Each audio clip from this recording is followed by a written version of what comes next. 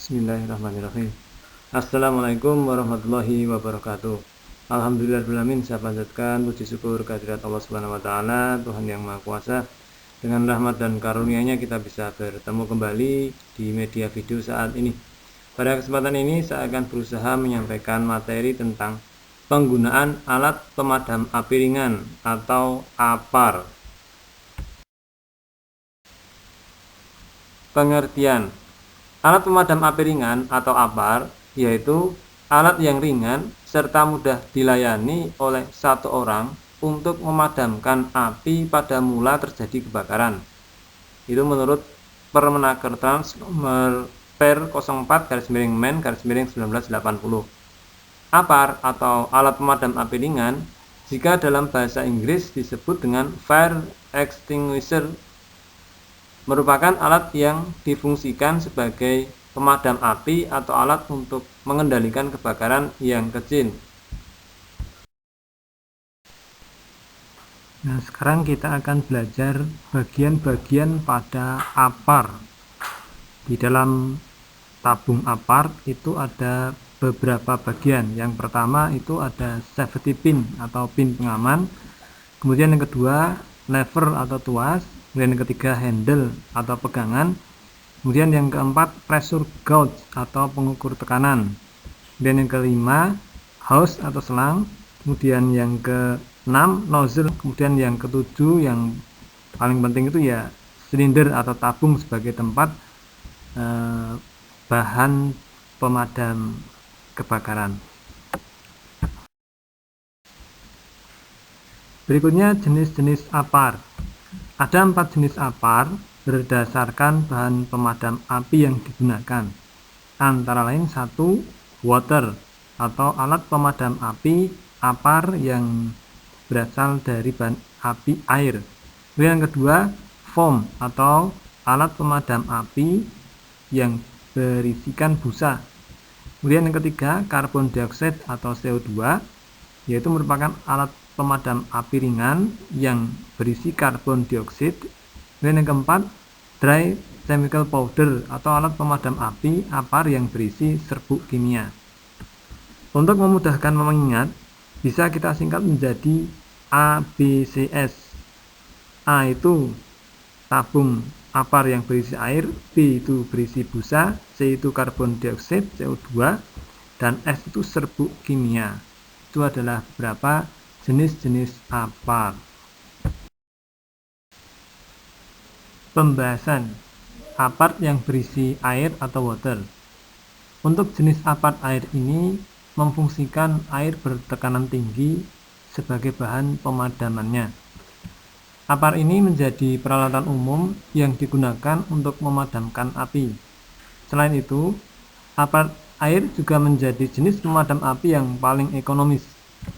Sedangkan untuk penggunaannya sangat tepat jika difungsikan dalam kebakaran kelas A, seperti yang disebabkan oleh karet, plastik, kain, kertas, maupun kebakaran kelas C yang disebabkan oleh instalasi listrik bertegangan.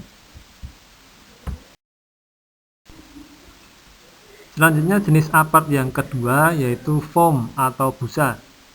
Untuk foam, aqueous film forming foam atau FFF atau alat pemadam air busa ini terbuat dari bahan kimia, namun yang dapat membentuk busa. APAR busa AFFF ini juga sangat efektif dalam memadamkan api yang disebabkan oleh bahan-bahan padat non-logam.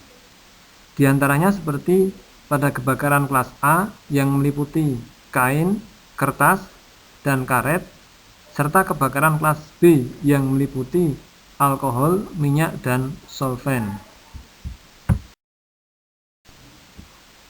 Selanjutnya yang ketiga yaitu APAR yang berisi karbon dioksida atau CO2. APAR jenis CO2 atau karbon dioksida berfungsi untuk mengikat oksigen dan mengisolasinya karena CO2 memiliki massa yang lebih berat dari oksigen. Selain itu, CO2 juga memiliki suhu yang cukup dingin sehingga bisa memadamkan api dengan cara mendinginkan sumber panas pada titik api. APAR atau alat pemadam api ringan jenis karbon dioksida sangat tepat jika digunakan untuk mengatasi kebakaran kelas B atau kelas C. Apart jenis ini tidak digunakan untuk area akomodasi dan ruang tertutup, karena gas yang digunakan dalam keadaan mematikan. Apart jenis CO2 paling cocok dipakai untuk kebakaran pada mesin. Selanjutnya yang keempat yaitu apart yang berisi dry chemical powder atau serbuk kimia. Serbuk kimia ini berkomposisi berupa serbuk kering kimia dari kombinasi monoamonium dan amonium sulfat. Serbuk ini berguna untuk menyelimuti bahan yang terbakar, sehingga bisa memisahkan oksigen yang menjadi unsur terpenting dalam kebakaran. Selain itu, apart dengan dry chemical powder juga menjadi alat pemadam api yang multifungsi. Hal itu dikarenakan secara efektif mampu memadamkan kebakaran dalam semua kelas kebakaran yang meliputi kelas A, B, ataupun C. Meski demikian, untuk jenis apart ini tidak disarankan dalam industri sebab bisa mengotori atau bahkan merusak peralatan produksi yang berada di sekitarnya. Sedangkan salah satu penggunaannya secara umum yakni digunakan pada mobil. Kelas-kelas atau golongan kebakaran. Berkaitan dengan jenis-jenis apart pada K3 yang telah dijelaskan, kebakaran sendiri terdiri dari beberapa kelas berdasarkan sumber dan penyebabnya. Sesuai dengan Permenaker nomor per 04/Men/1980 tentang syarat-syarat pemasangan dan pembayaran alat pemadam api ringan atau apart, golongan atau kelas kebakaran terbagi ke dalam 4 golongan, yakni golongan A, B, C, dan D. Penjelasan kelas-kelas kebakaran. Kebakaran kelas A. Kebakaran yang diakibatkan oleh bahan-bahan jenis padat atau non-logam. Contohnya plastik, kertas, kayu, kain, karet, serta lainnya. Sedangkan untuk jenis apart yang cocok digunakan yakni seperti apart jenis busa, apart jenis air, dan apart jenis tepung kimia atau serbuk kimia. Kebakaran kelas B. Kebakaran yang disebabkan oleh berbagai bahan cair yang mudah terbakar seperti solar, bensin, oli, cat, alkohol, metanol, solvent, dan sejenisnya. Sedangkan jenis apart yang tepat digunakan ialah apart jenis busa, apart jenis karbon dioksida, dan apart jenis tepung kimia atau serbuk kimia. Kebakaran kelas C. Kebakaran yang disebabkan karena instalasi listrik bertegangan. Sedangkan jenis apart yang tepat digunakan yakni apart jenis tepung kimia atau serbuk kimia dan apart jenis karbon dioksida. Kebakaran kelas D. Kebakaran yang disebabkan karena bahan-bahan logam mudah terbakar seperti magnesium, sodium, litium, aluminium, dan potasium. Untuk jenis kebakaran ini, Anda harus menggunakan jenis apart khusus untuk memadamkannya. Berikut adalah kode red atau kode merah.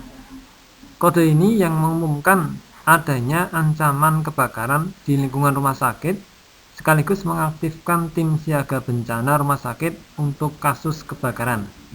Nah, ini gambarnya kode red, fire service.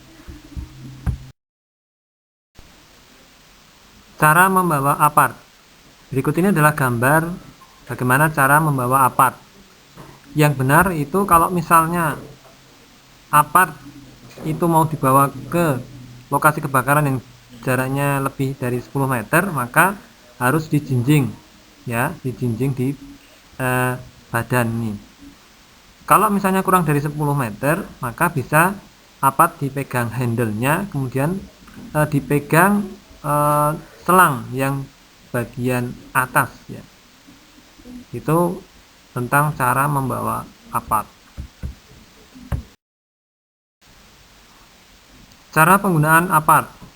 Untuk mengingat dan mempermudah proses pemadaman kebakaran, Anda dapat menggunakan cara dengan singkatan CALCAT, yang berarti C, cabut pen kunci pengaman, L, lepas selang dan arahkan ke ruang kosong, C, coba fungsi apart dengan menekan katup, A, Angkat setinggi pinggang, arahkan selang ke sumber api. T. Tekan katup, semprotkan ke seluruh api. T. Tidurkan apart jika selesai digunakan atau tidak berfungsi. Berikut ini adalah gambar 1 cara penggunaan apart, yaitu cabut pen kunci pengaman yang ada di dekat handle apart. Yang kedua yaitu lepas selang yang ada pada apart dan pegang di bagian ujungnya. Yang ketiga yaitu coba fungsi apart dengan cara menekan pada bagian atas pegangan apart. Yang keempat yaitu angkat apart setinggi pinggang dan arahkan selang ke sumber api yang akan dipadamkan.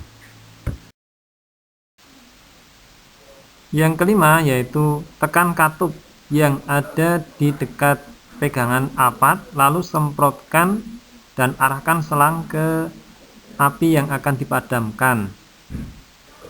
Harus melihat arah angin supaya api bisa segera padam. Yang keenam yaitu tidurkan apart jika pemakaian sudah selesai. Berikut ini adalah gambar alur penanganan kebakaran. Apabila kita melihat api yang membahayakan, kemudian lakukan pemadaman. Berteriak, kemudian panggil tim pemadam api atau tim pengamanan, kemudian koordinasikan pemadaman api, kemudian selanjutnya pemadaman listrik supaya tidak menyebar, kemudian persiapan evakuasi. Apabila kondisinya tidak berbahaya dan api bisa dipadamkan, maka selesai. Tapi kalau misalnya kondisi masih berbahaya, api tidak dapat dipadamkan, maka kita perlu cari bantuan dengan menelpon tim pemadam kebakaran dan menelpon ambulan atau untuk evakuasi pasien dan keluarga pasien.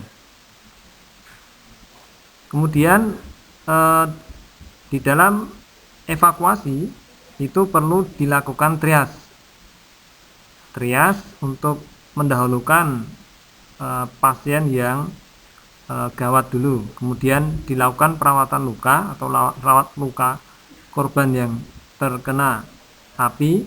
Kemudian kalau misalnya sudah terkendali, maka pasien bisa dirawat inap atau kembali ke tempatnya masing-masing. Nomor-nomor telepon penting yang perlu kita ketahui yang ada di Indonesia. Yang pertama ambulan 118 dan 119. Kemudian kedua Badan Search and Rescue Nasional atau SAR 115. Kemudian yang ketiga Perusahaan Listrik Negara atau PLN 123. Kemudian yang keempat Posko Bencana Alam 129. Yang kelima Pemadam Kebakaran 113 atau 1131. Kemudian darurat telepon seluler atau satelit 112, kemudian konseling kejiwaan Kemenkes RI hotline 500 454, kemudian penerangan 108. Itu adalah nomor-nomor telepon penting yang perlu kita ketahui apabila terjadi sesuatu yang dibutuhkan. Demikian materi tentang apart yang bisa saya sampaikan.